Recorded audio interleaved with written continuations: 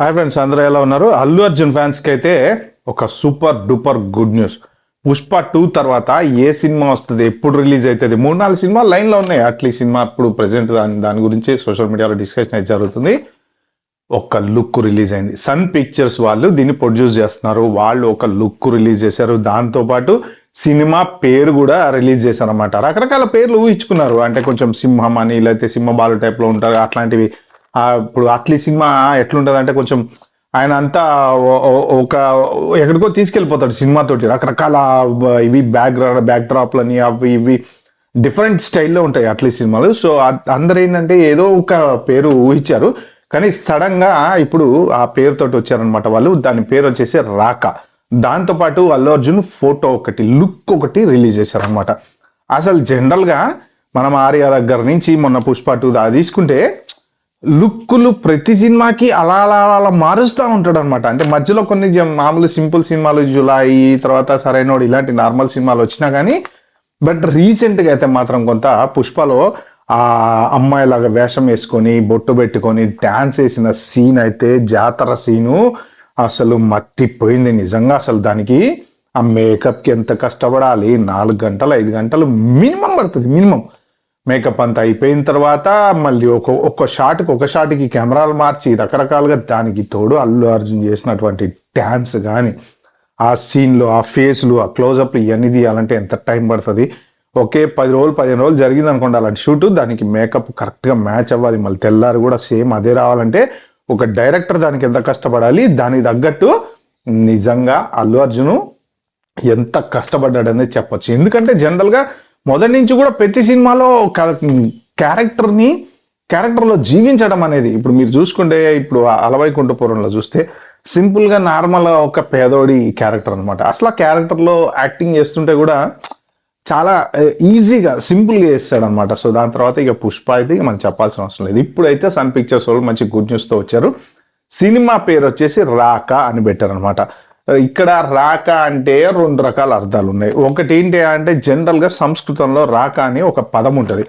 RAKA అని ఒకటి ఉంటుంది, కానీ ఈ సినిమా పేరు మాత్రం RAAKA అని ఉందన్నమాట. అయితే మామూలుగా ఆ రాక అంటే ఏంటంటే జనరల్గా పౌర్ణమి నాడు చంద్రుడు ఫుల్ మూన్ కనపడుతూ ఉంటాడు కదా, సో దాన్ని కూడా రాక అంటుంటారు అనమాట. అదిగాక ఈ పేరు ఏదైతే ఉందో ఆడపిల్లలకు, చిన్నపిల్లలకి ఎక్కువ మందికి పెడుతూ ఉంటారు. బేబీస్కి ఎక్కువ ఈ పేరు పెడతా ఉంటారు అనమాట. సో మరి అది దానికి సంబంధించిన పేరేమైనా అయ్యి ఉంటుందా అని. లేదు అంటే జనరల్గా ఇంకొక రకమైన అర్థం కనుక తీసుకుంటే రాక అంటే రావడం అనమాట. నీ రాక కోసం వేచి ఉన్నా అని చెప్పి అంటూ ఉంటారు కదా, ఆ రాక అంటే రావడం అనమాట. అంటే మరి ఇప్పుడు ఈ సినిమాలో మరి ఆయన చంద్రుడిలాగా మరి ఎవరైనా అందంగా ఉండి వాళ్ళ కోసము ఇతను వస్తాడా, లేకపోతే లేదు ఒక పర్టికులర్ టైంలో ఎవరైనా ఏదైనా ఆపదలో ఉన్నప్పుడు నీ రాక ఎప్పుడు అని అడిగినప్పుడు ఈయన ఏమన్నా వస్తాడా అనేది కూడా అర్థం కావట్లే. కానీ మనం కరెక్ట్గా చూసుకుంటే ఆ లుక్ చూడండి, నిజంగా మామూలుగా అసలు మీరు పుష్పలో కొన్ని సీన్లలో లుక్కులు కానీ, ఇప్పుడు తర్వాత ఈ లుక్ కానీ అన్ని కంపేర్ చేసుకుంటే నిజంగా అసలు ఆ జుట్టు, ఫస్ట్ ఆఫ్ ఆల్ ఆ జుట్టు చూస్తే ఏదో నేర్చిపోయినట్టు, ఏదో ఒక అవతారము, ఏదో మొత్తం మొక్కమంతా ముడతలుగా ఉన్నది చూసారా? ఆ ముడతలు అల్లు అర్జున్ నిజంగా అసలు ఇలాంటి క్యారెక్టర్లో కనబడతారా? అయితే ఇప్పుడు ఈ క్యారెక్టర్ని బట్టి, ఆ పేరుని బట్టి ఈ స్టోరీ ఏమై ఉండొచ్చు అంటే, మరి ఇది ఏదైనా కొంచెం ఫ్లాష్ బ్యాక్ ఉండి 2 రకాల క్యారెక్టర్లు ఉండొచ్చా? ఎందుకంటే ఇప్పుడు దీంట్లో కొంచెం ముడతలు అవి కనబడుతున్నాయి, జుట్టు అంతా నిలిచిపోయి పైన జుట్టు లేదు. అంటే ఏంటంటే ఇది ఏమన్నా మరి తండ్రి కొడుకు క్యారెక్టరా, లేకపోతే ఒక ఓల్డ్ మ్యాన్ క్యారెక్టరా, లేకపోతే జనరల్గా ఏదైనా హీరోకి ఒక్కొక్కసారి మంచిగా ఉన్న టైంలో ఏదన్నా సమాజానికి ఏదైనా సేవ చేస్తున్న టైంలోనో, లేకపోతే విలన్లు దెబ్బతీస్తూ ఉంటారు కదా, మళ్ళీ ఏదైనా వైరస్ లాగా ఎక్కించడమో, లేకపోతే ఏదన్నా అలాంటి కొన్ని సినిమాల్లో వస్తూ ఉంటాయి కదా. సో అలాగా ఏమన్నా ఇతనికి ఏమన్నా వైరస్ ఎక్కించి ఆ వైరస్ ద్వారా అలా ఫేస్ అంతా మాడిపోయి అలా ముడతలు వచ్చేసి అలాగా తయారయ్యాడా, లేకపోతే జెన్యున్ గానే ఇప్పుడు 2 రకాల క్యారెక్టర్లు, ఒక క్యారెక్టర్లో అంటే ఫేస్ ఒక్కటే కనపడుతుంది క్లోజప్ లో, దానికి ఆ టైపు లుక్ ఇచ్చారనమాట. అంటే జుట్టు లేకుండా, తర్వాత ముడతల ఫేస్ తోటి. మరి ఇది తండ్రి కొడుకుల క్యారెక్టర్ ఏందనేది తెలియదులే, కానీ ఫస్ట్ మొత్తం బ్రౌన్ కలర్లో ఉంటుంది ఆ ఇమేజ్. దానికి కింద రాక, పైన అల్లు అర్జున్ ఫేసు.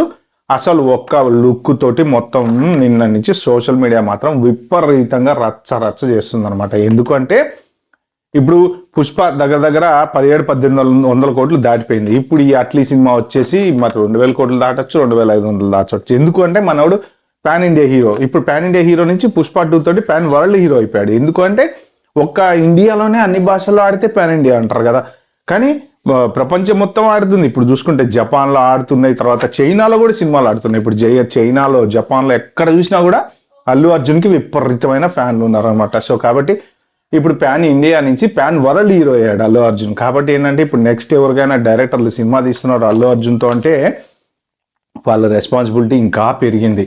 అది కాక అల్లు అర్జున్కి ఇంకొచ్చే రెస్పాన్సిబిలిటీ పెరుగుతుంది. ఎందుకు అంటే సింపుల్గా ఇప్పుడు మీరు అలవైకుంఠపురం కంపేర్ చేసుకోండి పుష్ప 2 తోటి. పుష్ప 2కి యాక్టింగ్ చాలా ఇట్లా చెయ్యి ఇట్లా పెట్టుకొని ఇట్లా యాక్టింగ్ చేయడము, తర్వాత ఆ జుట్టు అది ఆ ఎదుపు లోపల పాన్ తినుకుంటా ఉమ్మేస్తా ఆ క్యారెక్టర్ని యాక్ట్ చేయడం అనేది చాలా డిఫికల్ట్. ఎందుకంటే ఒక్క సీన్లో కాదు కదా, ఇప్పుడు 2-3 రకాల సీన్లలో అదే కరెక్ట్ మెయింటైన్ చేసుకుంటూ చేయాలి. అందుకని ఒక ఆర్టిస్ట్ గొప్పతనం ఎక్కడ బయటపడుతుంది అంటే సేమ్ యాక్టింగ్ ప్రతి సీన్లోనూ చేసి ఎక్కడ కూడా ఫ్రేమ్ టు ఫ్రేమ్ మారుతుంటాయి. ఒకసారి కెమెరా ఇటు ఉండదు, ఒకసారి అటు ఉండదు, ఒకసారి ఇటు ఉండదు, ఒకసారి వేరే ఆర్టిస్ట్ నుంచి ఉంటాయి, ఇలా ఉంటాయి. కాబట్టి ఈ ఫ్రేములు మారినప్పుడల్లా కూడా అదే సేమ్ యాక్టింగ్ కంటిన్యూ చేయాలి. అంటే మారింది అనే విషయం తెలియకుండా. సో అంత కష్టపడేటువంటి గొప్ప యాక్టర్ అంటే అల్లు అర్జున్.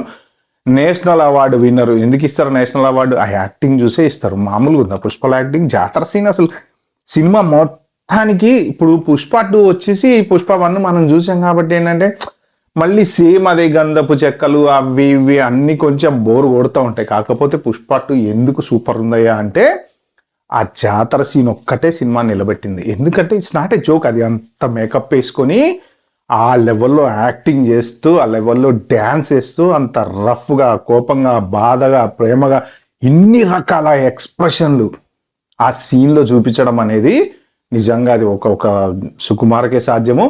దానికి తగ్గట్టు మన అల్లు అర్జున్కే సాధ్యం. సో ఈ లుక్ అయితే మాత్రం ఖతర్నాక్ లుక్, విపరీతంగా నెట్లో అయితే వైరల్ అవుతుంది. చూద్దాం మరి ఈ సినిమా ఎప్పుడు రిలీజ్ అవుతుంది ఏంటనేది కరెక్ట్గా అయితే తెలియదులే, కానీ సరే అల్లు అర్జున్ బర్త్డే సందర్భంగా అట్లీ గారు సన్ పిక్చర్స్ వాళ్ళు కలిసి ఒక లుక్ అయితే రిలీజ్ చేశారనమాట. సో ఇలాంటి మంచి మంచి ఇంపార్టెంట్వి అన్నీ నా ఛానల్లో మీరు చూడాలంటే ఏం చేయాలో తెలుసు కదా, సబ్స్క్రైబ్ చేసుకోండి, కింద బటన్ నోటిఫికేషన్ ఆన్ చేసి పెట్టుకోండి. నేను పెట్టి పెట్టగానే ఎంబడి మీ దగ్గరకు వస్తాయి. బాయ్ బాయ్, ఇంకో వీడియోలో మళ్ళీ కలుద్దాం. అలాగే నేను యాక్టింగ్ గురించి కూడా కొన్ని వీడియోలు చేస్తున్నాను. సో మీకు ఎవరికైనా సరే యాక్టింగ్ మీద ఇంట్రెస్ట్ ఉండి మీరు సినిమాల్లో క్యారెక్టర్ల కోసం ట్రై చేస్తున్నారంటే నా దాంట్లో ఎపిసోడ్ బై ఎపిసోడ్ మొత్తం మీరు క్యారెక్టర్ ఎలా ట్రై చేయాలి అవన్నీ చెప్తున్నా. సో అవన్నీ వీడియోలు ఫాలో అవ్వండి. దానికి సంబంధించిన లింక్ నేను కింద డిస్క్రిప్షన్లో పెడతాను. Bye bye, have good day.